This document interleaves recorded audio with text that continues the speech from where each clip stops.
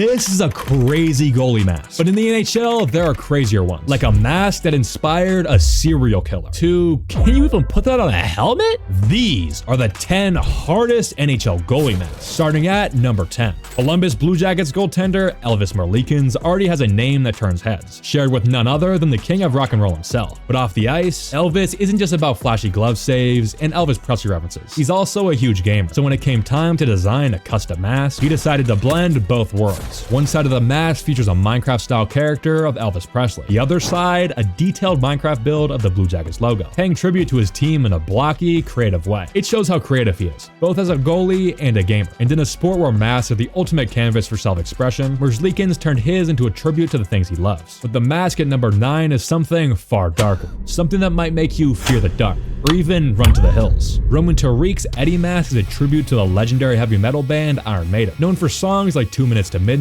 and The Trooper. The band's mascot, Eddie, appears on all of their album covers. And for Tariq's mask design, he drew inspiration from the iconic Number of the Beast cover, with a few tweaks to align it more with his team's colors. He liked it so much that he created 2 more masks, each with unique variations. The result is a powerful fusion of heavy metal style and goaltending grit. But coming in at number 8, Gary Cheever's mask, adorned with black stitches, might seem unusual at first glance, but it holds a much deeper meaning. The design is a tribute to the early days of hockey, when goalies didn't wear masks at all. Back then, these fearless players would take direct hits to the face, often leaving them with gnarly scars and permanent damage. It was a brutal era where injuries were common, and the idea of safety in the crease was still a distant dream. Mason's mask pays homage to these early goalies who endured it all, with the stitched design symbolizing the scars they carry, both physical and mental. The mask itself, with its modern protection, represents the evolution of the position, while still honoring the toughness of those who played the game when helmets were a luxury, not a necessity. But moving on to number 7, we're going to be taking a look at Jacques Plante and his helmet, which may have inspired a killer. Because when Jacques Plante joined the NHL in 1959, he wore this, an all-white goalie mask with holes for breathability. This was the first time that a goaltender used a mask. And this guy, Martin J. Sadoff, a film 3D effects supervisor, was a big hockey fan and happened to have a Detroit Red Wings goalie mask with him during the production of the hit movie Friday the 13th Part 3, which was released on August 13th, 1982, and it ended up becoming one of the most legendary horror visuals of all time. But at number 6, Curtis Joseph's helmet was vicious. Joseph loved the horror writer Stephen King, and especially his book Cujo, so much so that he put it on his helmet with a big blue dog. Joseph's Cujo mask put fear into the hearts of his opponents. His mask was so intimidating that it made a new name for terror. But one goaltender loved the design so much he used it how many times? Because coming in at number 5, Thomas Greiss needed a mask during his time with the San Jose Sharks. He went bold, choosing a design featuring Bigfoot screaming directly at his opponents. It was intense, a bit wild, and definitely one of a kind. But that was just the beginning, because when he was traded to the Pittsburgh Penguins, he didn't just slap the team logo on his new helmet. Nope, he stayed on theme. This time, the mask featured a Yeti, keeping that screaming creature energy alive. But now with the Penguins on the other side to represent the team. His time in Pittsburgh didn't last long. The very next year, he was traded off to the New York Islanders, which meant another new mask. And what did Greiss do? You guessed it, another terrifying creature. This one looked like more of a vampire, continuing his tradition of using masks that were more monster movie than team branding. But it didn't stop there. Greiss actually had 2 different masks with the Islanders. One featured a white base, with a bridge on one side, while the other had the same signature creature, this time in blue, paired with an Islander figure to pay tribute to the team. After 5 seasons with the Islanders, he was traded once again, this time to the Arizona Coyotes.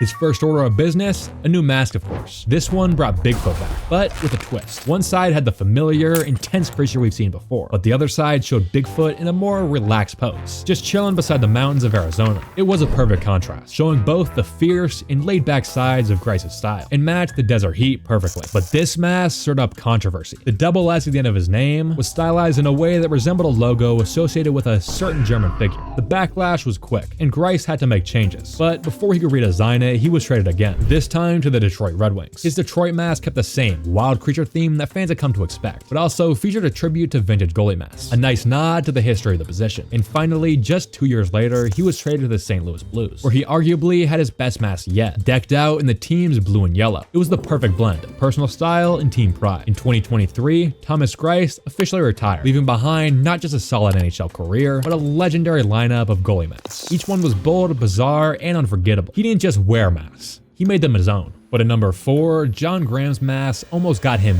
banned. Graham's mask started off looking pretty standard. Classic razor design with checkered patterns and the Hurricanes logo. But once you saw the other side, things got a little bit more unexpected. There, he had a blonde woman in a bikini. Some say it was just for fun, but others believe it was a clever tactic to distract players trying to score on this bold goaltender. But all of those masks were on the basic format at the time. But the mask at number 3 wasn't even a mask. Michel Dion was the goalie for the Pittsburgh Penguins in 1981. And instead of using the standard goalie mask at the time, he changed it up completely, rocking a stylized beak-like helmet. He dominated the crease with it, and it remains one of the most intimidating and unique goalie masks of all time. But Ilya Bryzgalov was one of the most forceful goalies of all time, because coming in at number 2, Ilya Bryzgalov was a huge fan of the Star Wars saga. So when it came time to design his mask, he went with what he loved. One side featured Darth Vader and the Death Star, representing his fierce and intimidating side on the ice. The other side showed Yoda and R2-D2, symbols of wisdom and loyalty, in the light side that he shared with his teammates. It perfectly captured Bryzgalov's personality. Part young Jedi warrior with his teammates, part Sith Lord between the pipes. But at number 1, Frederick Anderson might have had the coolest helmet of all time. His mask was a perfect mashup of his 2 favorite things, Lego and Batman, featuring Lego Batman decked out in Anaheim Ducks colors. It was a bold, stylish design that combined childhood nostalgia with superhero swagger. Easily one of the most unique and epic goalie masks ever seen on the ice. Those masks were crazy, but you know what else is crazy? This is only our second video, and if you subscribe right now, you can forever be a part of the Ice Time origin story.